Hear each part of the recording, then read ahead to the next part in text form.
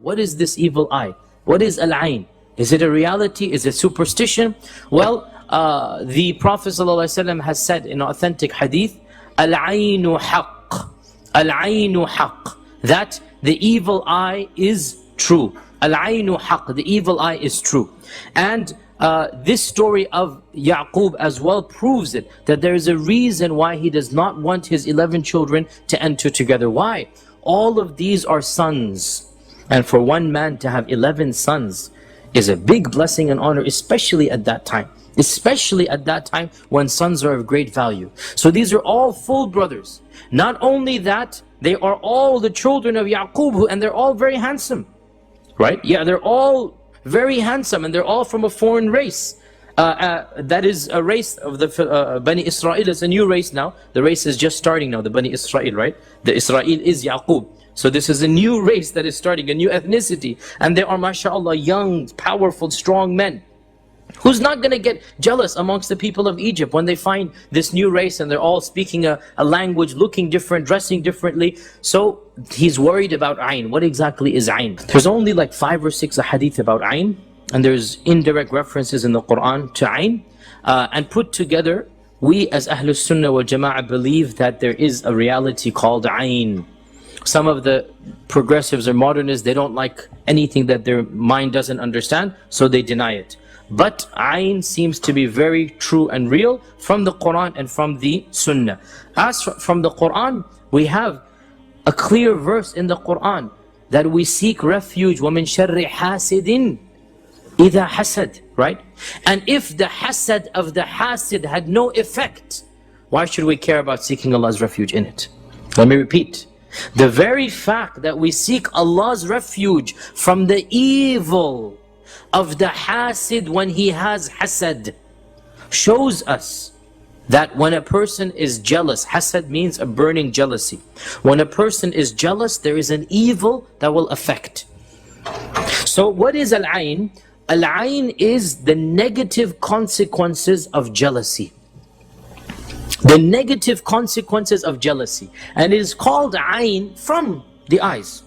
Because the number one reason to get jealous is when you look at something. But ayn has nothing to do with the eyes. Because you can hear about something and get jealous. You don't have to necessarily look at it. It's not like an invisible Superman beam of ray that comes out, right? This is not al-ayn, okay? Al-ayn is the feeling of the heart. Al-ayn is a burning jealousy. And it has to be a burning jealousy. This is a jealousy that only an evil person allows this jealousy to go unchecked. Because the Prophet ﷺ said that jealousy destroys good deeds, like a fire destroys twigs, or like that herb destroys honey. I forgot the herb, but some type of herb destroys honey. It makes it corrupt, right? So jealousy destroys hasanat. The mu'min will never allow the jealousy to go unchecked, because jealousy is a filthy feeling. That even when you feel jealous, you feel filthy. Why am I feeling like this? Jealousy is a filthy feeling. And it's only the evil person who allows jealousy to go unchecked. And what happens when you allow jealousy to go unchecked? Somehow it causes an effect on the object of jealousy. How? Scholars have differed. As I said, the evidences are very little about ayn. But one hadith seems to suggest that jealousy empowers shaitan. It gives some type of fuel to shaitan. And shaitan can then use that, because shaitan wants to harm. Shaitan can then use that fuel to get to the other person. And this seems to be the most logical, rational, and also hadithi interpretation. That how can just jealousy affect somebody? How can it do it by that? Well, it could if Allah has decreed. We're not denying that. But it seems, and there are riwayat that show this, that jealousy feeds shaitan. And the jinn, basically. When I say shaitan, I mean the jinn. The evil shaitan, the evil jinn, the shayateen. And when you have so much jealousy, then you basically empower some of the jinns to go and harm the other person. It gives them the motivation, it gives them the fuel they need to go and harm the other person. So the Prophet ﷺ, in an authentic hadith in Sahih Bukhari, and this is one of the most authentic hadith about ayn, he would seek refuge in Allah from the ayn, He would seek refuge in Allah from the ayn. This hadith is in Bukhari. And so he would say, and the dua is in Bukhari, Allahumma inni a'udhu bi kalimatillahi tam. I seek refuge in the perfect speech of Allah. Min kulli shaytanin waham. From every shaitan and from every creature that harms. Hamma is like a scorpion, a snake, right? وَكُلِّ شَيْطَانٍ وَهَامَّ وَمِن كُلِّ عَيْنِ لَامَّ. And from every critical or jealous eye. So three things are being sought refuge in.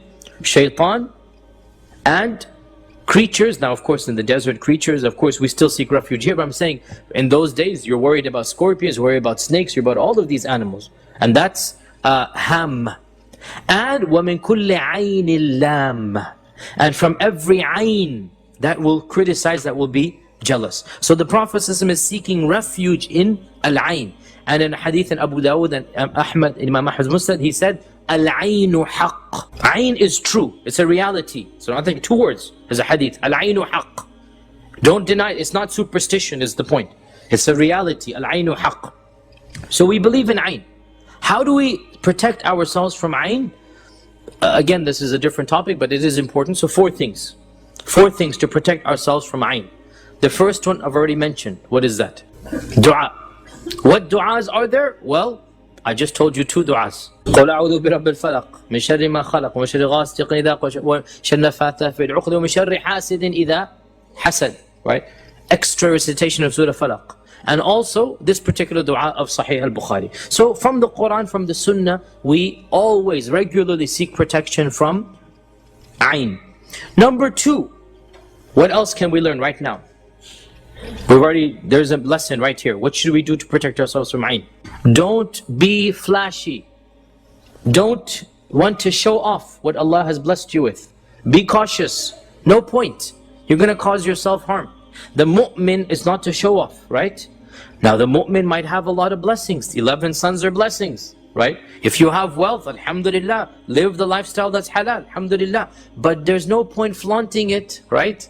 There's no point making people feel jealous of it. When you do so, not only if you do it intentionally, you are under sin. Whether you do it intentionally or not, you will bring about people's jealousy. And there's no point doing that. So the second thing is to take reasonable precautions, even though of course taking reasonable precautions will not guarantee protection from ayn. Because even Yaqub says, وَلَا أُغْنِي عَنْكُمْ مِنَ اللَّهِ شَيْءٍ. This is not going to protect you against Allah. I do what I can, but it's not going to protect you completely.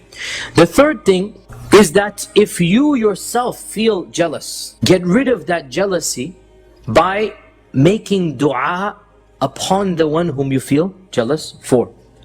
And the best dua that the scholars say is MashaAllah, Tabarakallah, right? And the evidence for this is Surah Al-Kahf and the people of the two gardens. وَلَوْلَا إِذْ دَخَلْتَ جَنَّتَكَ قُلْتَ مَا شَاءَ اللَّهُ لَا قُوَّةَ إِلَّا بِاللَّهِ. Right? That the evidence that they say from this is Surah Al-Kahf. That don't, now this man, he was feeling ujub, not ayn, but nonetheless it's the parallel, it's the companion. He's feeling proud. He's feeling, oh, mashallah, I got all of this stuff, man, it's all mine. No, don't say it's all mine. MashaAllahu la quwwata illa billah. Take it, give it back to Allah. Right? La quwwata illa billah. So when we feel jealous, and subhanallah, who amongst us cannot have some fleeting jealousy? We see somebody, mashallah, wealthy, or driving that fancy car, or living in that mansion, right? Or primarily for the sisters, it's about beauty, so they get jealous for, right? They say, or a good marriage as well, somebody who's happily married. Yani it's something, human nature, that a fleeting emotion runs by your heart.